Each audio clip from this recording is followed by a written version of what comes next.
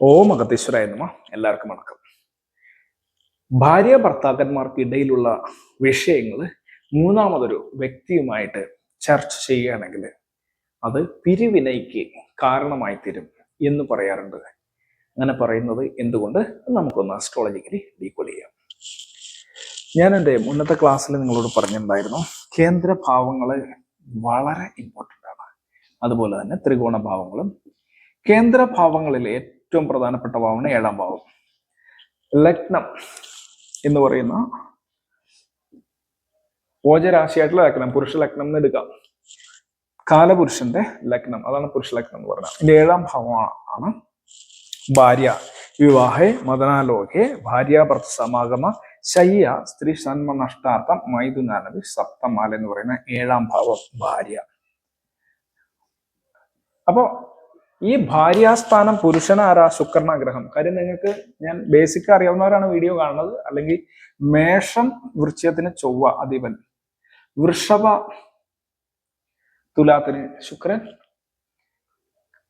കന്നി മിഥുനത്തിന് ബുധൻ, ഇവിടെ ചന്ദ്രൻ, ഇവിടെ സൂര്യൻ, ഇവിടെ രണ്ടും ഗുരു, ഇവിടെ ശനി.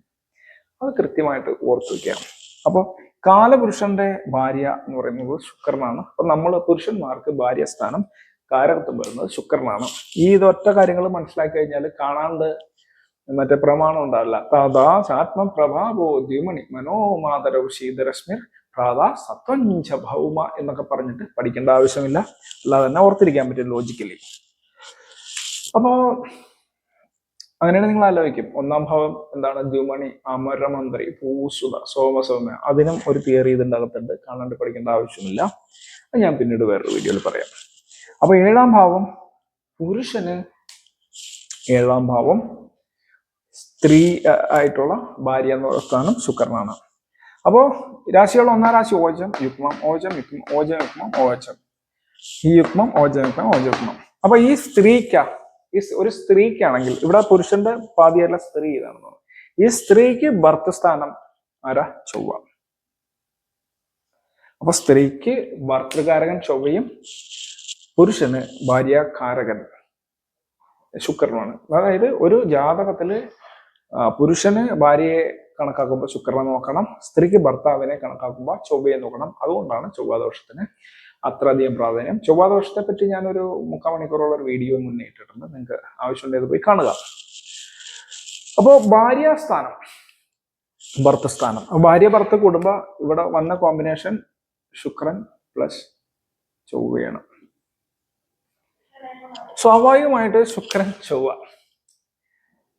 ഇതിന്റെ ഒരു കോമ്പിനേഷൻ, അതിനെപ്പറ്റി പഠിക്കുമ്പോൾ നിങ്ങൾ ശത്രു മിത്രത്വമൊക്കെ ക്ലിയർ ആയിട്ട് പഠിക്കണം.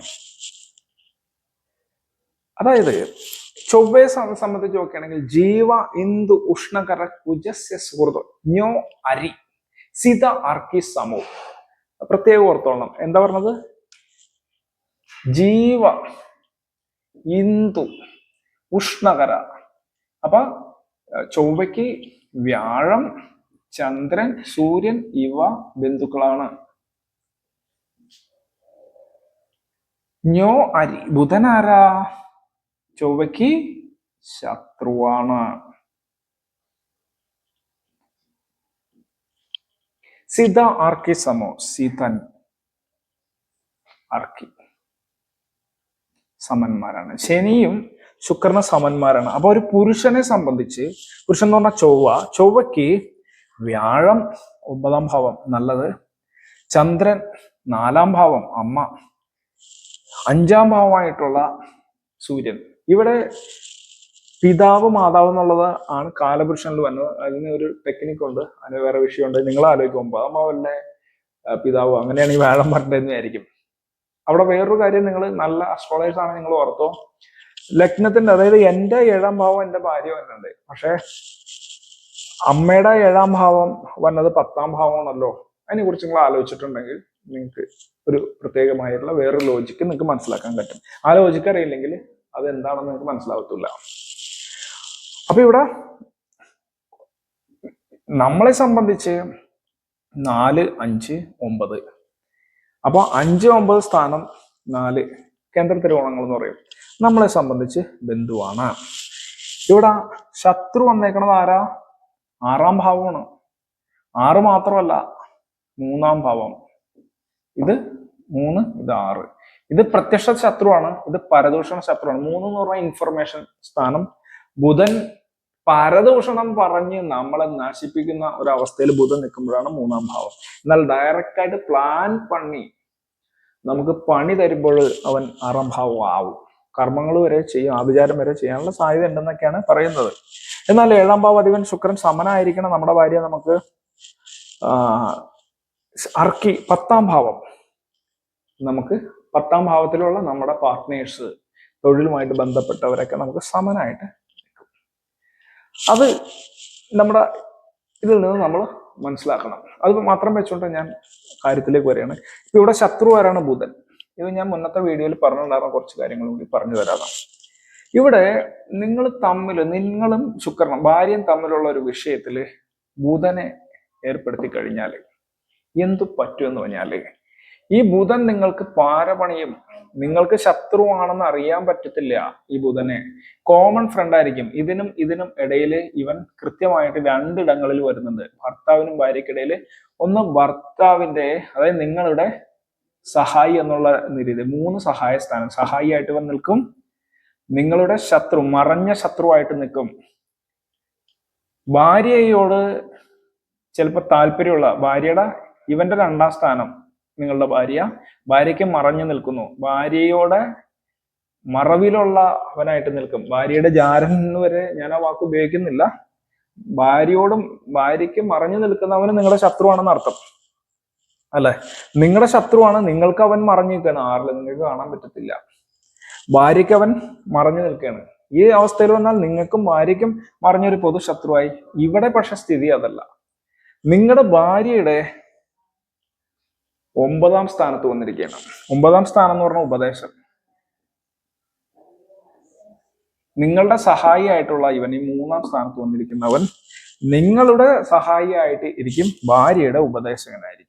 അപ്പൊ ഇവന്റെ എടുക്കാൻ നിങ്ങൾ സഹായി എന്നുള്ള രീതിയിൽ ഭാര്യയും നിങ്ങളും തമ്മിലുള്ള ഒരു ചെറിയ വിഷയം നിങ്ങൾ സംസാരിക്കുകയാണ്. നിങ്ങൾ തമ്മിലൊരു വിഷയം ഉണ്ടായിരുന്ന ഇതാണ്, അവൾ എന്നോട് മിണ്ടുള്ള ഒരു പ്രശ്നമാണ്, അവള് അങ്ങനെയൊക്കെ നിങ്ങൾ അങ്ങോട്ട് പറയും. ഇവൻ എന്ത് ചെയ്യുന്ന പറഞ്ഞാൽ ഭാര്യയ്ക്ക് റോങ് ആയിട്ടുള്ള ഉപദേശം കൊടുക്കും. ഈ ബുധൻ ഭാര്യയുടെ ഉപദേശകനാണല്ലോ ഇവൻ. അപ്പൊ ഇവൻ റോങ് ആയിട്ടുള്ള ഉപദേശം കൊടുക്കും. ഇവൻ ആണും പെണ്ണും കേട്ടവൻ. അതുകൊണ്ട് ആണിനോടും സംസാരിക്കും, പെണ്ണിനോടും ഒരേപോലെ സംസാരിക്കും. കോമൺ ഫ്രണ്ട് ആയിരിക്കും. എന്നിട്ട് എന്ത് പറഞ്ഞാല് ഇവൻ നിങ്ങൾക്ക് നിങ്ങളുടെ സഹായിയാണ്. സഹായി എന്ന പോലെ നിങ്ങൾക്ക് പല സഹായം ചെയ്യാന്നും പറഞ്ഞിട്ട് നിങ്ങളെ തമ്മിൽ തെറ്റിക്കാനുള്ള കാര്യം ചെയ്യും. ഇത് ഡീകോഡ് ചെയ്തിട്ട് ഗ്രഹങ്ങളെ വെച്ചിട്ട് പറഞ്ഞാണ്.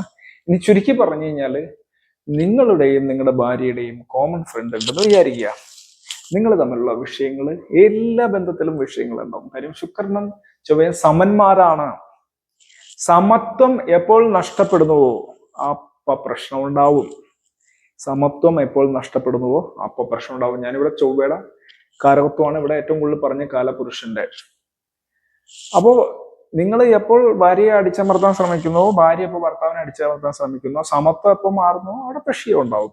അവിടെ ചെറിയ കലഹം ഉണ്ടാവും. ഞാൻ പറഞ്ഞ ചെറിയ കലഹം എന്ന് പറഞ്ഞാൽ ചന്ദ്രന്റെ കാരകത്വമാണ്, അല്ലാണ്ട് ചൊവ്വയുടെ കാരകത്വമല്ല.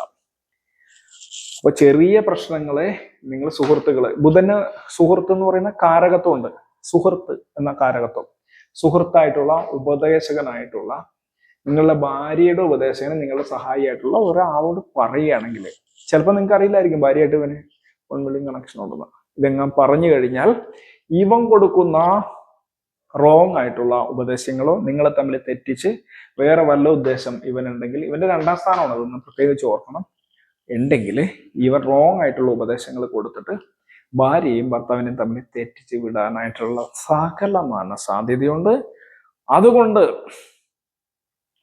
അങ്ങനെ വരുമ്പോൾ അങ്ങനെ ആ സാധ്യത അവർ പ്രയോഗിച്ച് നിങ്ങൾക്ക് പണി തരാം. ഇത് കാലപുരുഷത്വത്തിൽ ബുധനെ വെച്ചിട്ട് പറഞ്ഞേക്കണത്. ഇതത്വം നിങ്ങൾക്ക് മനസ്സിലാക്കി കഴിഞ്ഞു കഴിഞ്ഞാൽ 6-ലും നിങ്ങളുടെ 3-ലും നിങ്ങളുടെ 6-ൽ നിൽക്കുന്ന ഗ്രഹങ്ങളെ, ഏത് ഗ്രഹം ആയിക്കോട്ടെ, ആ ഗ്രഹത്തിന്റെ കാരകത്വമുള്ള ആളുകളെ നിങ്ങൾ വളരെയധികം ശ്രദ്ധിക്കണം. മാത്രമല്ല ഈ വക വിഷയത്തിൽ നിങ്ങളും ഭാര്യയും തമ്മിലോ അല്ലെങ്കിൽ നിങ്ങളും ഭർത്താവും തമ്മിൽ എന്തെങ്കിലും വിഷയം ഉണ്ടെങ്കിൽ മൂന്നാമത് ആളുടെ അടുത്ത് നിങ്ങൾ പറഞ്ഞോ, നിങ്ങൾക്ക് 8ന്റെ പണി കിട്ടും കൂടി പറഞ്ഞിട്ട് ഞാനിവിടെ അവസാനിപ്പിക്കുകയാണ്. എന്നേക്കത്തുള്ള എല്ലാവർക്കും ഒരു ടീം നോക്കാം. ഓം അഗത്തീശ്വരായ നമഃ.